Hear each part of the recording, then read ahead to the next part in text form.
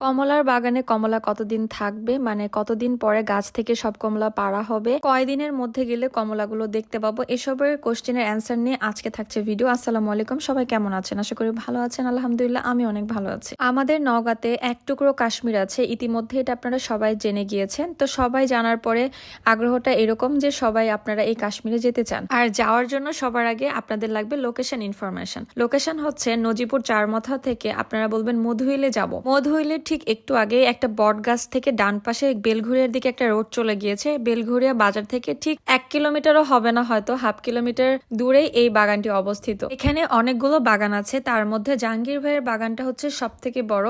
যদিও কমলাগুলো চকচকে দেখা যাচ্ছে না, কারণ আমি যেতে যেতে সন্ধ্যা হয়ে গিয়েছিল। এখানে যাওয়ার পরে মনে হচ্ছিল আমি কিছুক্ষণের জন্য কাশ্মীর চলে এসেছি।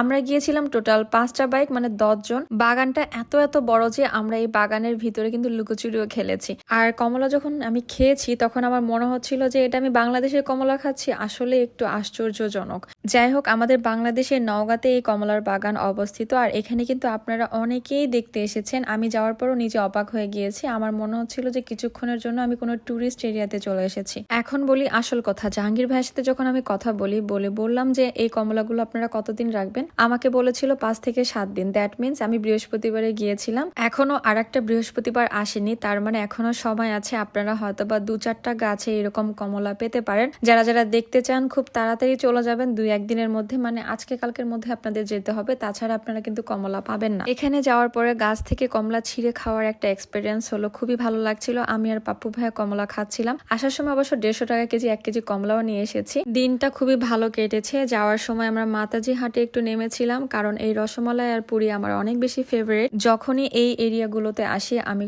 মাস্ট রসমালাই আর পুরি খাবই মাতাজি হাটে যে। আজকে সবাইকে নিয়ে খাচ্ছিলাম। আজকের ভিডিও এই পর্যন্তই, দেখা হবে নেক্সট কোনো ভিডিওতে। সবাই ভালো থাকবেন, আল্লাহ হাফিজ।